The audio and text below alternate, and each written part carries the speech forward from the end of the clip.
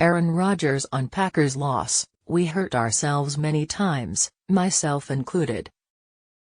Matt LaFleur fell on the sword for the Packers' Week 1 performance, but Aaron Rodgers preached patience after the Vikings' 23-7 win in Minnesota. LaFleur gave a blunt assessment of his own performance as a play caller in a game in which the Packers averaged 6.7 yards per pass attempt and appeared to get away from the one productive unit, the run game, too early. "Obviously, it wasn't very good," LaFleur said. "Obviously, it wasn't very good." LaFleur even threw a few logs on his own fire when it came to the offensive distribution. "Anytime Aaron Jones comes off of a game with 8 touches, that's not good enough," LaFleur said. But Rodgers, who was visibly upset on the sideline as the Packers stumbled out of the gate offensively, seemed to have mellowed a bit by the time post-game rolled around. "We had a lot of chances today," Rodgers said. "Not taking anything away from the Vikings' defense, but we hurt ourselves many times, myself included. I had a lot of opportunities to score a lot more than 7 points." There's truth in what both men said. LaFleur has authored more on-point game plans than not in his mostly brilliant Packers career. But he certainly won't be framing this call sheet.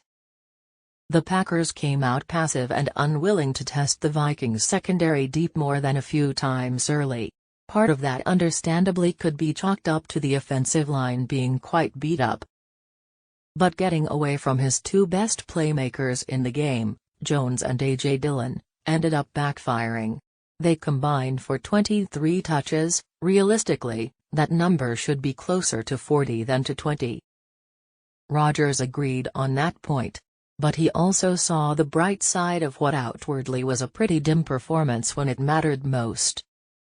"Look, it's tough to win in this league, and definitely tough to win when you get in your own way too many times," he said.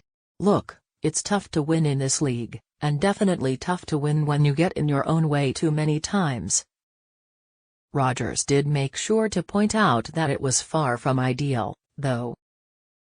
"We made a lot of mistakes in the perimeter, missed some throws, so there's a lot to clean up all the way around," he said. But he might be onto something in one regard. The Packers struggling in Week 1 is not new. They were abysmal in that bizarre season opener a year ago against the Saints, losing 38-3 and amassing only 229 yards and 14 first downs, far worse than today. For refresher's sake, the Packers would win their next 7 games, finish the season 13-4, and Rodgers would win AP NFL Most Valuable Player for a second consecutive season. Sometimes bad things happen in Week 1 that can be quickly washed away. But that team had Davante Adams, something this club does not.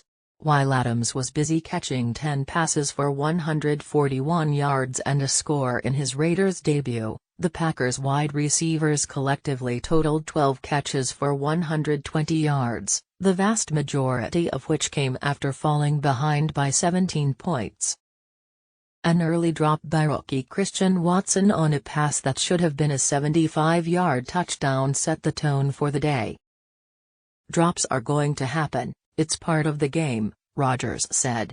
"It's the mental stuff that we just can't have because we're hurting ourselves." Perhaps LaFleur will rethink his decision to not play his starters in the preseason, something he's now done 2 years in a row. Doing it last year was one thing. Taking that approach with a unit that's makeup has changed markedly is quite another. "This is 2 years in a row that we've come out and not looked prepared," LaFleur said. "This is 2 years in a row that we've come out and not looked prepared." Those corrections could come as soon as September 18, when the Packers host the 1-0 Chicago Bears. Even after Chicago's fine defensive performance in Week 1, it's worth reminding that Rodgers has owned the Bears in recent matchups. If that trend continues, just like Green Bay's slow start a year ago, the Packers should be just fine, even as ugly as Sunday's result was.